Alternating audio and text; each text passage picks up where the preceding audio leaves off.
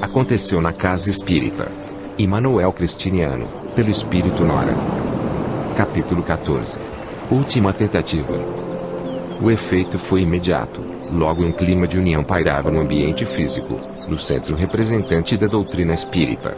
Foi nesse período que Júlio César, acompanhado pelo seu exército, apareceu às portas da instituição consagrada ao espiritismo.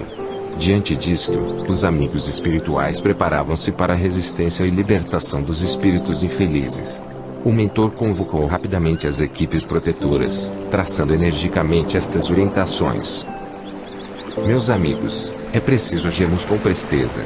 Os inimigos do amor estão prestes a invadir esta instituição. São aproximadamente 400 mentes perturbadas.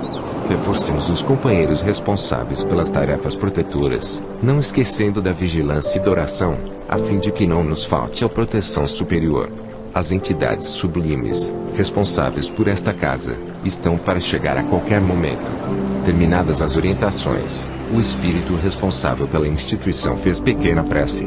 Elevou os olhos ao mais alto envolvido por luzes indescritíveis, que traduziam seu imenso amor pela causa e pela casa. Orou em benefício dos espíritos invasores desta forma. Pai, todos trazemos um passado que nos solicita reajuste e trabalho.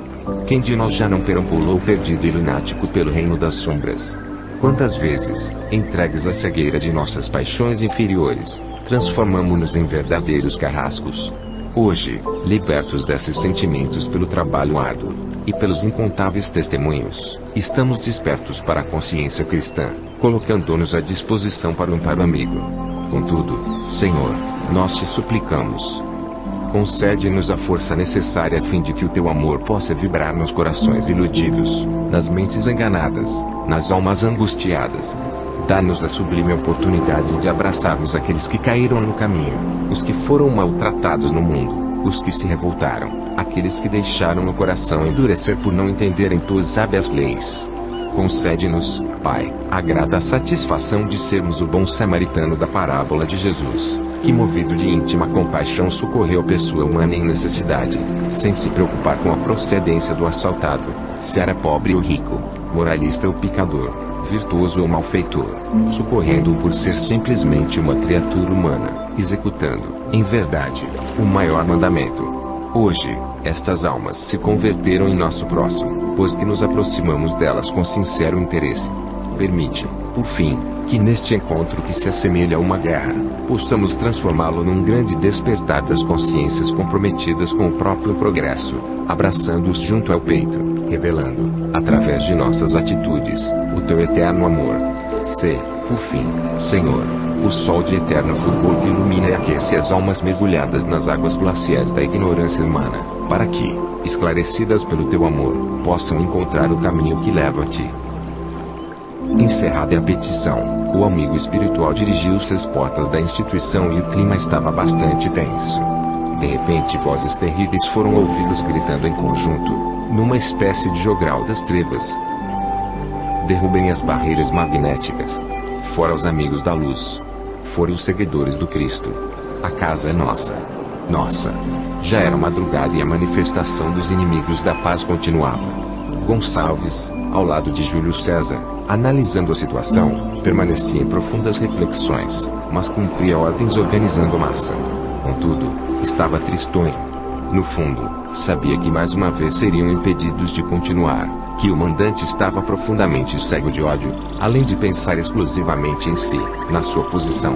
Se o chefe não conseguisse vencer, seria banido para sempre da organização das trevas. Do lado de dentro do centro, Elvia e Daniel permaneciam preocupados. Praticamente nenhum dos espíritos inferiores que estavam sob suas ordens permaneciam na casa. A maioria havia sido socorrida. Os subalternos de Júlio César guardavam, diante da nova situação, angústia e indecisão. Elvira, especialmente, se encantara com a capacidade espiritual das entidades superiores. Sentia o amor dos irmãos maiores vibrar no âmago do ser. No fundo queria juntar-se a eles e desejava fazer brilhar sua própria luz. Foi neste instante, quando estava em profundo processo de introspecção, que os amigos do mais alto aproximaram-se serenamente, demonstrando interesse pelo coração perturbado da dançarina. Quando a meretriz se sentiu envolvida por irradiações de ternura, chorou copiosamente, entregando seus socorristas espirituais. Jamais imaginou que, um dia, uma daquelas entidades iluminadas, as quais aprendera a odiar, pudesse acolhê-la com tal desprendimento. Daniel, espantado diante da cena, invejoso e orgulhoso, não teve a mesma humildade da ex-comparsa, por isso resolveu fugir de si mesmo em busca de seu mestre, para narrar-lhe os acontecimentos internos dos emissários do bem. Quando se dirigia para a porta de saída, os instrutores da bondade barraram-lhe a fuga. O servo das sombras esbravejou, gritou pelo seu chefe, mas foi acalmado pelos espíritos felizes que, demonstrando-lhe a situação delicada em que se encontravam, apelaram para o intelecto do obsessor, evidenciando que era mais inteligente render-se às forças do bem do que ser aprisionado pelos mandantes do mal.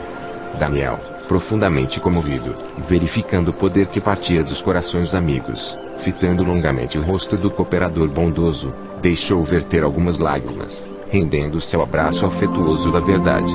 Os socorristas comemoravam, em trabalho silencioso, a libertação de mais um filho de Deus. Enquanto a casa espírita, internamente, desenvolvia organização e esperanças, Júlio César gritava, do exterior, estas palavras: avante, comparsas. Antônio, apareça. O obsessor mor clamava pelo mentor da instituição, desejava um confronto. Antônio esbravejava o fanático. Eu desafio. Por sua culpa estou prestes a perder todos os meus títulos na organização em que sirvo. Maldito seja por 1000 anos. Estamos prontos. Vamos arrombar as portas fluídicas, estourar as barreiras protetoras, banindo-os daqui. Trabalhamos em nome das hostes infernais, das forças das trevas. O momento é nosso. Avante, camaradas. Antônio, representante espiritual daquele agrupamento cristão, permanecia imperturbável e em profunda oração, quando o exército de Júlio César, trazendo nas mãos armas pontiagudas a fim de impressionar, avançaram contra os emissários do bem. Antes de atingi-los, subitamente, atendendo às rogativas de Antônio, uma entidade sublime se fez visível. Diante da aparição e da intensa luz que partia do peito e da fronte do espírito superior, os adversários recuaram alguns metros, paralisando o ataque. Outros, igualmente superiores, apareceram ao lado da veneranda entidade, sustentando-a, enquanto toda a casa fora fortemente iluminada. Milícias celestes se apresentaram prontas para servir. Então, o ser sublime disse ao coordenador do centro: suspenda os cordões isolantes, abra as portas fluídicas, baixe as correntes protetoras, desligue os aparelhos magnéticos e elevemos o pensamento em prece. Todas as ordens foram cumpridas e, quando a malta de inimigos do bem, quais simples desordeiros, preparava-se para invadir, os espíritos celestes os envolveram em indescritível magnetismo, paralisando-lhes as forças. Os invasores, atônitos, cobriram o rosto diante da ofuscante luminosidade. Um deles, em completo pavor, gritou instintivamente: retirada, retirada. Perdemos a guerra. Eles são muitos. Muitos. Vários, à semelhança de um tropel, correram espantadiços. Outros pediram ajuda e foram recolhidos pelos tarefeiros do bem. Gonçalves, sentindo vibrar as entranhas da alma, recordando o atendimento amoroso que recebera, através da mediunidade, o amor que partia das milícias do Senhor, aproveitando a movimentação e distração do chefe, entregou-se aos socorristas, desligando-se das trevas. Quando Júlio César se percebeu sozinho no ideal infeliz, quando se sentiu envolvido por vibrações sublimes, conclamando o crescimento, quando raios mentais penetraram-lhe o ser agitando-lhe as virtudes adormecidas, perturbou-se e, sem saber porquê, chorou. Vendo a mole debandar, quer fugindo ou arrependendo-se, igualmente retirou-se, lançando no ambiente exterior urros de cólera, prometendo vingança. O centro espírita, porém, estava mergulhado em intensas atividades de socorro e esclarecimento. Júlio César, afastando-se consideravelmente, perambulando pelas ruas, trazia os pensamentos atormentados. Aqueles malditos pensam que acabaram comigo? Quem eles acham que são? Eu faço parte de extensa organização das trevas. Como não conseguimos? Estava tudo planejado.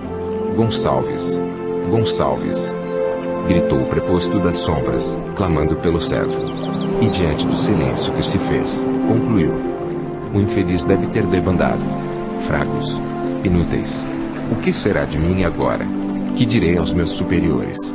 Terão mesmo coragem de me rebaixar? Claro, não aceitam incompetência. De posse desses pensamentos, Júlio chegou à sinistra cidade que administrava. Alguns poucos espíritos que conseguiram fugir zombavam dele, desta maneira: é o seu fim, grande Júlio. Finalmente não seremos mais obrigados a lhe servir. Queimará no fogo da própria incompetência. Inútil. Inútil. Você não é mais nada, não terá nenhuma expressão na organização. Nossos superiores já estão sendo avisados sobre a sua derrota, virão lhe buscar. O quê? Perguntou o mandante, traduzindo nas palavras ira e indignação. Já foram me delatar? Com qual autoridade? Víboras. Víboras. Bradava o representante das sombras em completo desequilíbrio. Saiam daqui. Agora. Pouco a pouco, o silêncio se fez, e o coordenador do processo de infiltração mergulhava em profunda depressão. Cansado, humilhado e derrotado, Júlio César caiu no centro da praça de onde costumava fazer seus discursos malignos. Sentia-se vencido, sabia que, brevemente, seria deposto do cargo e conduzido às regiões inferiores onde seria preso. Todavia, o que mais lhe incomodava eram os risos de Augusto, o juiz perverso. Sua sentença seria cruel. Enquanto se dedicava a esses pensamentos inferiores, atraiu para si intensa névoa escura, isto é, fluidos densos e perturbadores característicos daquela região, permanecendo mergulhado em sentimentos de autopiedade e de rancor. No centro espírita, o trabalho corria de maneira satisfatória. Os espíritos amigos preparavam-se para encerrar as tarefas socorristas, quando uma das entidades sublimes, aproximando-se do mentor da casa, solicitou que marcasse para a madrugada seguinte importante reunião com todos os trabalhadores do centro, encarnados e desencarnados, com o objetivo de fazer um balanço da situação, além de palestra de advertência e esclarecimento aos irmãos de ideal. Ressaltou, ainda, o nobre espírito, que não deveriam faltar em hipótese alguma. Castro, o presidente da casa, Israel, o responsável pelas atividades doutrinárias, e, principalmente, Márcia Boaventura, a companheira responsável pelas entrevistas e Vitoriosa no campo dos testemunhos.